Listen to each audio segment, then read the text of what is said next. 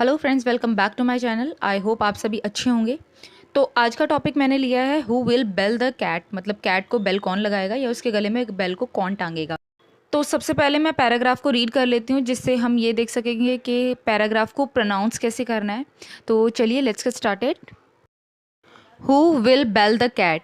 There lived some mice in a certain house. There was no cat in the house, so the mice moved about quite freely and ate whatever they got in the kitchen. The master of the house felt very much disturbed. So one day he brought a cat to kill them. The cat was a good hunter. So the mice were now in great fear. They could not come out of their holes. At last, they held a meeting to decide how they might get rid of the cat. But none could suggest a suitable plan. At last, a young mouse said, "Friends, let us tie a bell to the neck of the cat. When the cat moves, the bell will ring. Then we shall run away. It is really a very good plan," said all the mice in great joy. But there was an old mouse. He was all along silent. Now he said, "It is no doubt a good plan. But who will bell the cat?" There was no reply. The joy of the mice disappeared in a moment. They left the place. Moral: easier said than done. तो चलिए friends, अब इस paragraph का meaning देख लेते हैं। Who will bell the cat? Who यानी कौन, विल फ्यूचर टेंस में लगता है कि कौन करेगा। Who will bell the cat, इसका पूरे सेंटेंस या टॉपिक का मतलब ये है कि who will bell the cat, cat को बेल कौन लगाएगा। There lived some mice in a certain house. मतलब एक घर में कुछ चूहे रहते थे। अब माइस जो है, माउस होता है चूहा, और माइस जो है वो प्लूरल है चूहे का, माउस का प्लूरल है। मतलब बहुत सारे चूहों की बात हो रही है तो वहाँ पर हम माइस यूज़ करेंगे, माइस बोलेंगे। तो there lived some mice in a certain house, एक घर में कुछ चूहे रहते थे। There was no cat in the house, घर में कोई भी कैट नहीं थी, एक भी बिल्ली नहीं थी। So the mice moved about quite freely, तो बड़े आराम से आज़ाद होकर जो चूहे थे वो घूमा फिरा करते थे घर में। एंड एट, अब एट क्या है? ईट का मतलब होता है खाना, एट का मतलब भी खाना ही होता है, लेकिन ये पास्ट फॉर्म है ईट की, ई ए टी, ईट, ईट की पास्ट फॉर्म है एट। तो जब वो पास्ट में जब हम बात कर रहे होते हैं, जो टाइम बीत चुका है उसकी बात कर रहे हैं, तो उसमें ईट का क्या हो जाएगा? एट हो जाएगा। And ate whatever they got, यानी वट एवर यानी जो भी उन्हें खाने के लिए मिलता। Whatever they got in the kitchen, got मतलब मिलता, तो whatever they got in the kitchen, kitchen में उन्हें जो भी कुछ खाने को लिए मिलता वो उसे खा लेते। The master of the house felt very much disturbed. The master of the house मतलब जो घर का मालिक था, जिसका घर था, फेल्ट वेरी मच डिस्टर्ब यानी उसे बहुत डिस्टर्ब फील होता था। सो वन डे, तो एक दिन, क्या करता है वो? एक दिन ही ब्रॉट, ब्रिंग का पास्ट फॉर्म क्या होगी? ब्रॉट होगी। ब्रिंग मतलब लेकर आना, और उसका पास्ट फॉर्म हो जाएगा ब्रिंग का ब्रॉट। तो एक दिन, सो वन डे, एक दिन क्या होता है कि ही ब्रॉट अ कैट, वो एक दिन बिल्ली लेकर आता है। टू किल देम, किल का मतलब होता है मारना, तो सारे चूहों को मारने के लिए वो बिल्ली को लेकर आता है। The cat was a good Hunter.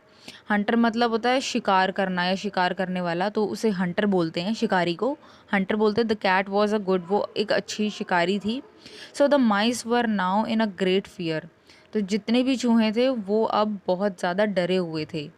They could not come out of their holes, तो वो जिन बेल में घुसे रहते थे उनसे बाहर नहीं आ पाते थे।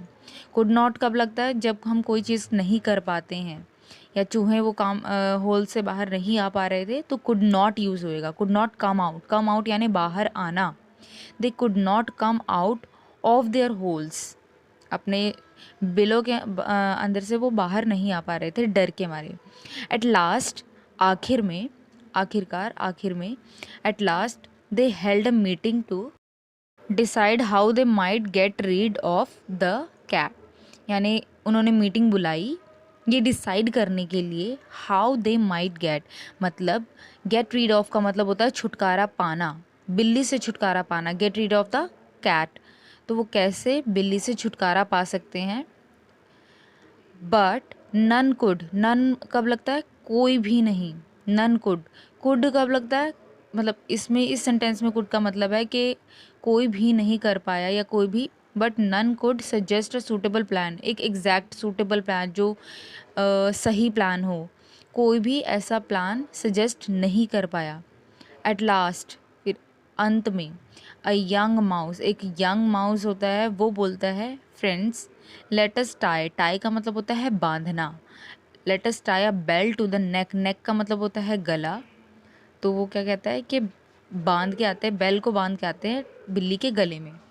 And the cat moves the bell will ring, मतलब है कि जब जैसे ही बिल्ली जो है मूव करेगी, अपने जैसे ही हिलेगी, उसी तरह वैसे ही उसके जो गले में घंटी बंधी हुई है वो भी बजेगी। तो उसके मूव करने से ही जो घंटी है वो रिंग करेगी। Then we shall run away, तब क्या करेंगे? हम भाग जाएंगे। रन अवे का मतलब होता है भाग जाना। तो ये प्लान होता है।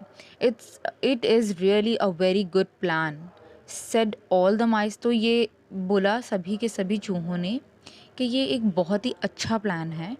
Said all the mice in great Joy, खुशी खुशी में सभी, जॉय का मतलब होता है खुशी। सेड ऑल द माइस यानी सभी के सभी चूहों ने खुशी खुशी में बोला हाँ ये बहुत अच्छा प्लान है। But there was an old mouse, एक बूढ़ा माउस भी था वहाँ पर। He was all along silent, तो वो इतने टाइम से क्या चुप बैठा हुआ था। नाउ ही सेड, और अब वो बोलता है, इट इज़ नो डाउट, कि कोई शक की बात नहीं है कि ये बहुत अच्छा प्लान है। It is no doubt a good plan, but लेकिन who will bell the cat, कौन बांधेगा बिल्ली के गले में घंटी? तो ये सवाल होता है जो ओल्ड माउस होता है उसका। देर वॉज नो रिप्लाई, इसका मतलब है कि कोई रिप्लाई नहीं आता। जब ओल्ड माउस बोलता है इस बात को, तब सामने से किसी का कोई रिप्लाई नहीं आता इस बात को सुनकर कि कौन घंटी बांधेगा बिल्ली के गले में जाके। द जॉय ऑफ द माइस, जो खुशी थी चूहों की, वो डिसअपियर हो जाती है, यानी वो अब गायब हो जाती है। डिसअपियर मतलब गायब हो जाना। इन अ मोमेंट, एक पल के लिए उनकी जो खुशी है वो गायब हो जाती है। और क्या होता है? दे लेफ्ट, लेफ्ट मतलब लीव का मतलब होता है छोड़ना, और इसका पास्ट फॉर्म हो जाएगा लेफ्ट, LEAVE। तो उसको हम बोलेंगे left. They left the place, यानी कि जगह को छोड़कर चले गए, दे या जगह को उन्होंने छोड़ दिया। They left the place. तो मोरल क्या है? ईजियर सेड देन डन, यानी कहना आसान होता है, करने से ज़्यादा कहना आसान होता है। तो ईजियर सेड बहुत आसान होता है बोलना, बट करना उतना ही मुश्किल होता है। तो चलिए फ्रेंड्स, आई होप आपको ये वीडियो हेल्पफुल रही होगी, आपको समझ में आई होगी और आपको पसंद आई होगी ये वीडियो। अगर आपको मेरी ये वीडियो पसंद आई है तो जल्दी से मेरे चैनल को लाइक, शेयर एंड सब्सक्राइब कर दीजिए। मैं आगे भी आपके लिए इसी तरह की वीडियोस लाती रहूँगी, जिससे आप अपने प्रोनाउंसिएशन को और अपने इंग्लिश को, वर्ड मीनिंग्स को, वोकैबलरी को इम्प्रूव कर सकते हैं। तब तक के लिए keep learning, keep reading and keep practising. Thank you for watching.